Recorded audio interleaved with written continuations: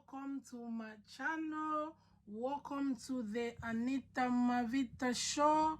Mbote na bino nyoso tout partout place bozali ba famille na ngai. J'espère que bozali bien na bolingo nzambe. Nzamba zo batela biso pe atoza bien. Dieu notre père azo batela nzamba lola azo batela biso. Kala mingi te tozo kota na Noël, tozo kota na Christmas. I hope you guys boza bien na ba famille na bino nyoso tout. Na pesi vraiment ba merci ebele na bino nyo surtout vraiment bozo partager ba vidéo na biso bozo partager ba vidéo na ngai bozo partager bozo sala effort show oyo Anita Mavita show ekende liboso. En tout cas nzamba lola apambola bino, nzamba lola akanisa bino, nzamba lola akokisa posa ya mitema na bino. En tout cas vraiment merci na bino nyo surtout, merci na bino nyo surtout. Nazo mona nde bozo partager yango, bozo share yango na ba Facebook na bino, na ba WhatsApp na bino, na ba Instagram na bino. En tout cas nzamba lola apambola bino guys. Nalingi bino mingi, talaka kaka bino déjà. Donc ngai sans bino ma trop. Bino public ndem te salara masolo pe kende liboso. Donc ngai na ota la kabino public tant bino bo sala bongo yango sala ke bato mususu pe ba profiter, bato mususu pe ba yeba Anita Mavita show, you know. Donc merci na bino nyonso tout nzamba lola pambola bino na bandeko s'abonner sika ngai kombo na ngai Anita Mavita. Donc soyez les bienvenus na Anita Mavita show. Welcome guys to Anita Mavita show. Merci na bino nyonso tout. Hey guys, I'm here today. Yeah, nene sabino kake na silisi Christmas shopping na ngai, na silisi ba demoche na ngai nyoso na ndeko kosala, na silisi ba shopping na ngai na ndosa po na Christmas, ba cadeau bana basengaki, vraiment na sabino basali biso liste moko. So yibino mo bomoni yango bo oseka. Tema désolé côté na tiango na omona kutote mais quand même to sali effort ya rozila bango oyo fallait to zila bango. Potalaka nde tolobaka bana biso responsabilité na biso quoi. So guys, I try my best. I'm done with my Christmas shoppings. I'm done. When I say I'm done. Yeah, all the list all that long list, I'm done with that. I'm done. Yeah, I'm so happy because I finished with my shopping. I finished with my Christmas shopping. You guys, you can see here.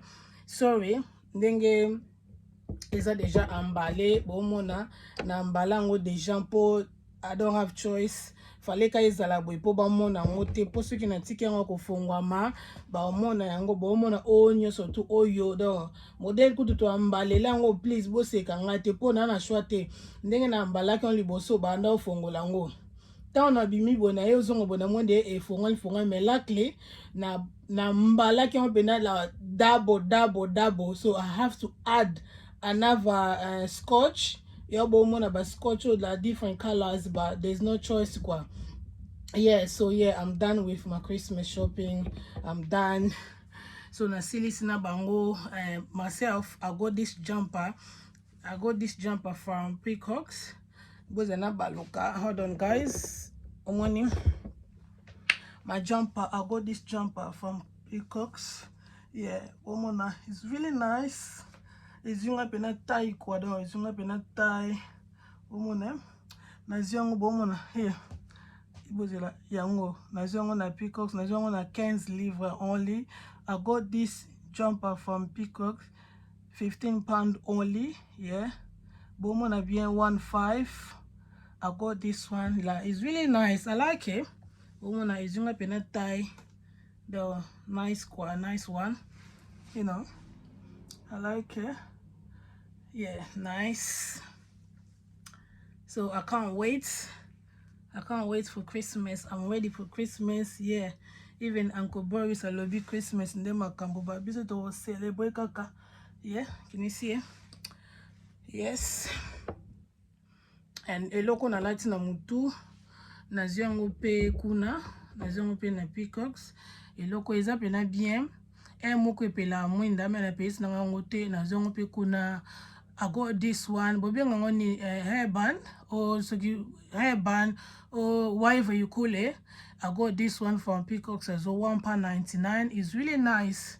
Na zengo na £1.99 na live na nef epela mwinda my place na ngote meza nice.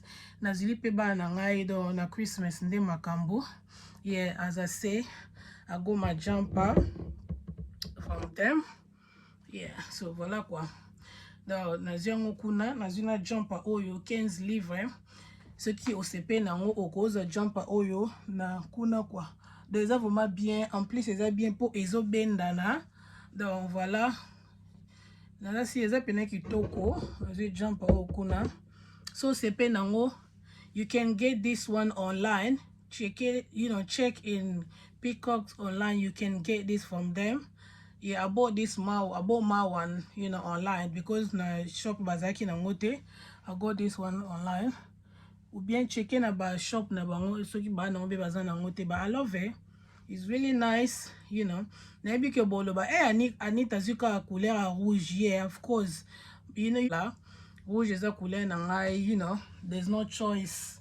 Fallait qu'on a soit rouge, mais it's a nice Christmas pesa na peka rouge na green quoi. So yeah, I got this one. So yeah. Voilà ba para na lo baka ke na zi jumper oyo na Peacocks. Ozana po obligé payer ozaka na shop pote mais so CP na design na ngai okoza ngokuna so CP na ngopete o lati ko yo lati to koma memelonka boyjo a Christmas to lata na biso bilamba Christmas njela mukuse. Bien sûr lingi ndenge ka biso ba congolais to lingara o sape yo kaka o robeta no ba forme na ndongo lingara mais mingi nde to mo memela mondango et ça la moi bien bolati mo bilamba Christmas bokola tape ba Christmas bokola tape ba nyonso lingi bokola tape ba jumper bokola tape ba ones bokola ta nyonso tout kaka mais ezala moi ba ezala ka ya Christmas quoi pour ça la bien na bona nende to la trasikoyo obetisko ba forme na ndenge ezala ko beti ba bilele na quoi ndenge biso ba congolais to lingara mais mi Christmas esenga ba boye quoi moi relax moi ba boye ezo present Christmas to ebi na biso za ba jamundele po ba make money mais there's no choice. Yeah, so yeah, as I was saying before, na silisi Christmas shopping na ngai en tout cas na sali effort ya ko sala ofa na sala as neto lobaka balebele ke baza bana biso isa responsabilité na biso our child our responsibility, there's no choice to go lemba bango te biso soyebi Christmas is a pena busy month po etombaka Christmas and birthday presents, ndenga moko naza boye na December to dépenser trop na sibina so bomona 12 décembre ezaki birthday jeune garçon nga ko 15 ans to spend déjà mbongo pona ye to pese ba cadeau ya birthday na ye ya anniversaire na ye en plus azoko zela lisusu cadeau ya Noël mais toza na choite to pesa ye pe kaka poche ezate omoni surtout bana wa mike o bana mike on to tiba ba 14 ans ba 12 ans ba 15 ans ba 11 ans ba 10 ans bana na mike wana oko pesa tout qu'on peut repesa mais pour nga na lo ben esprit bien to pesa ba onka ate loko moko amuki ba parents non lo bakaka te ke yeah faut somber loko munene non ate loko moko amuki po sala e bien po to bosa na te ba obeta masolo na ba class na ba na ba school na ba camarade na ba hey mama go me this one mama finish with our Christmas shopping mama this omoni Bobeta masona bakamana wake mama biso silisi shopping déjà ya Christmas omoni esala pe bien te opesa bango cadeau te et eza pe bien te yo olaka bango kaka bozo me bozo angote eza quand même bien te ozo obligé ya osombela bango biloko moya minene te moi loko moka ta muki atana one pound shop na un livre shop roko tapuno zili bomo batos moi blo moi mike ko mbalango quand même et ça la bango bien nous obligés ta sombelo kwa munene en tout cas tout ça l'effort wana poto za na choite soki biso ba parents na biso bando pesa biso te po peut-être bozu ezalaka penate ou bien bando tchana bon marambo kati mais siko en Europe nde mokilongo etambolaka toza na choite po monele ndenge azo memela monde na business na ye ozo obligé ka fo sombela bango omoni okosombela ete eloko moko ya mokende na lobi liboso mpo osepelisa ye kaka mpo ntango azomona moninga na sone nga kutu mama na nga sombela yango boyeba so moni esalaka me propre te me baoyo deja bakoli na bakomi ndeti na ba 18 ans 19 ans 20 ans mata likolo bango kutu nde bakoma kopesa biso bapara me oyo baza ya mike wana topesa bango mpo shwa eza te ozomona yango wana elo nengai nalakisa ifo topesa bango mpo so topesi bango te moto apesa bango aza te donc naye nalakisa bino kaka exemple oyo bomoni ipad oyo nauti kosomba ipad oyo pas même 3 mois eza ipad ya sika bomona eza ya sika me botala ndenge liboso nango ekomi botala bozomona ekomi nga boye me yango wana te ekopekisa ngai atake mama atake parent naboya kosombela bango eloko na oboya kosombela bango te na kosomba kaka po toza na choix te fo topesa bango kaka donc omoni ndeti na Christmas bango eloko bango baozia na minute oyo bana nyonso tu mokili mobimba surtout en Europe obi ata na Afrique nayebi ke na Afrique baparent na biso bandeye kozela baosombela bino na Christmas na Noël bilamba basapata sika biloko ya sika mais sikoyo bana na biso awa bango bazela bakado ba Christmas present donc na minute oko donc ndenge eza mitema na bango baozela ka jour wana le 25 on Christmas day bafongola bakado na bango mpo motema na bango esala bien biloko akolia kutu bosana kota biloko akolia kutu ko etali bango te bango susi na bango ezali nde bafongolaka bapresent na bango bafongola bakado na bango jour wana donc yango nazosenga na baparent nyonso tosala effort nde naloba liboso ata ebele tete ya moke kaka po esala bango bien jour wana bafongola bakado na bango bango susi na bango bafongola kaka bamona eloko nini eza na kati misusu bayebi biloko basengaki misusu mpe bayebi te me ekosala bango bien bafongola bakado na bango ndeti eloko oyo nasimbi na liboko na ngai nasomba moko sikoyo fale nasombela moninga mosusu moko me nabetaki eka babala likolo ke finito na shop kwa nde naloba liboso nayebi langila te namwa ndenge otonga bango te donc nabete bango baleke na shop vide kwa me esi nabendaki yango donc baomona yango ka jour wana baoza surprise donc bamoni yango bango bayebi kaka ke eza te mais c'est bon sauf nde nalobi nasali pene effort ya kozwa donc esengo na bango bazelaka bafongola bakada Christmas kolia pene bakipa na bango te na mesa totiela bango ka biloko l'essentiel jus eza na biloko ya mike mike eza na akimi mbango ale bango kaso bafongoli bakado journée sili donc sabino nga nasilisi en tout cas nazalaki busy na minute oyo biloko vraiment emona lisu te biloko mosusu oyo batiaki na liste ou bien oyo tozalaki na posa tosombela bango toli mpe toprofitant totyangoka lokola Christmas present naluki yango na Caris naluki yango na Argos naluki yango na Aposto eza te na oyebisa bino eza te moyena ntanga kombo eza te mpo bayokaka lingala batalaka mpe bavideo na ngai so nayebaka ata langila na ngai naloba biloko yango na kilangila mais désolé nayeba langila bien te me nayokaka na komprenaka langila me na soki vie kula bosi azalaki ya vie Claude Kiaku soki azalaki ya bombe na mi ya cause unité de mesure benga bayedenga ta baloba na langila mpona comprendre nayokaka langila me nakoka koloba ngo te donc moye natonga bango na bino eza te donc bocomprendre kaka biloko naluki namoni te me chance kaka nazwi yango kote moko boye nazwi babiloko moko boye kote moko mais c'est bon donc nakoti na Argos nakoti na Caris nake na store nake na Apple store oyo eza na Westfield nakei na JD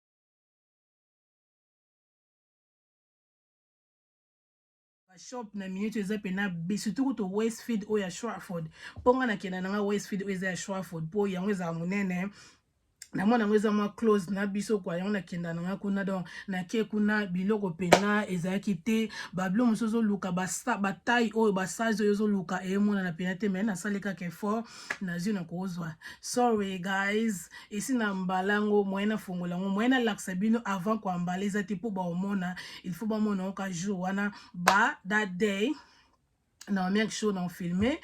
So talk about Fongolango. So they're gonna open all these presents on Christmas Day on the 25th. Guys, get ready. You'll see ba presents oyo to sombeli bango to try ba best ndenge zala kaka muto solo zati baza bana yo bana baza moi très. So yeah, ya on ngana laksa bino kaka ba cadeau na ngai na sombi déjà na silisi sikoyo nzambe na ngai. I can't wait for Christmas Day. Look at my jumper, it's so nice and sexy, you know. Oh my days, look at my jumper, really nice. I love it. My jumper is nice, yeah. So I can't wait for Christmas Day. I can't wait. Even Uncle Boris Alobino Christmas, but it will seem baga, you know, Christmas nema kambwe. Et ça la bien à Christmas, you know, bola tabilamba Christmas. So lingo sape, olingo la taba griffe. Wana lata na New Year na Christmas bene ça la bien lo bola taba bilamba ba Christmas po esa la kitoko kwa. J'espère que bomoni ngai jump na ngai ngoyo na bite go so mbara jump lo kwa ngobe na bite lata ka jumper o lata nyoso tu mais ezala ka ilamba Christmas mona voilà ezala ka ilamba Christmas donc ngai nga eza pena mulai te suki na ngoka awa même super mati moi mokebi kaka ba donner des gens donc voilà quoi. Mais ça va. Na sepe na jump eza bien. En plus ezo benda na donc bomona côté maboko na nge suki eza pena kitoko 15 livres ya pamba donc ça va quoi. Aux obligés aux on shop pote aux on peut na Primark aux on peut na Matalan aux on peut na Rival aux on peut partout quoi. Mais nga na sepe na nga na oyo eza pena nice. I can't wait for Christmas Day.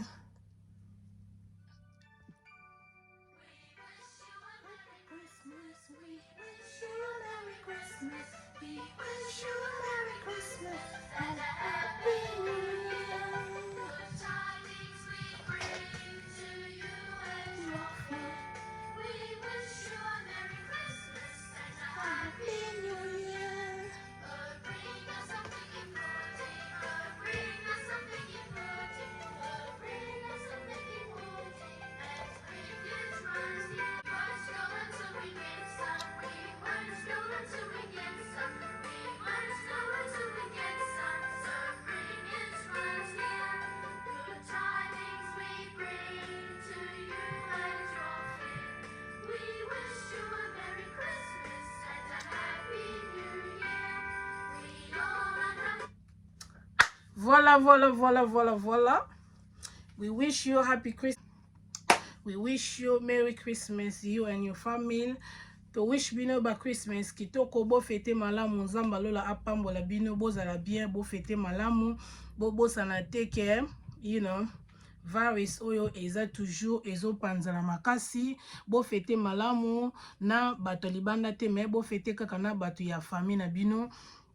Biso pe to fete kaka na bato ya famille na biso kaka na famille na biso moko ndenge tozala kaka to ko fete kwa donc na lakisi bino ndenge to sali décoration te po to fete Christmas te pendant kisi bino ndenge to décorer te ndenge to ko célébrer Christmas ezala apa na ngai te ezala pa ya tata mwasa bana very rich tozala kuna donc voilà quoi. Donc na wish bino ba Merry Christmas, ba Happy New Year, ba Noël elamu, ba bonne année elamu, bo fete malamu nzamba lola apambola bino. Na bande kopi boza na Afrique bo fete malamu donc bozala bien once again une fois encore merci na bino nyo surtout bozo partager ba vidéo na ngai nzamba lola a continuer ko pambola bino. I love you guys.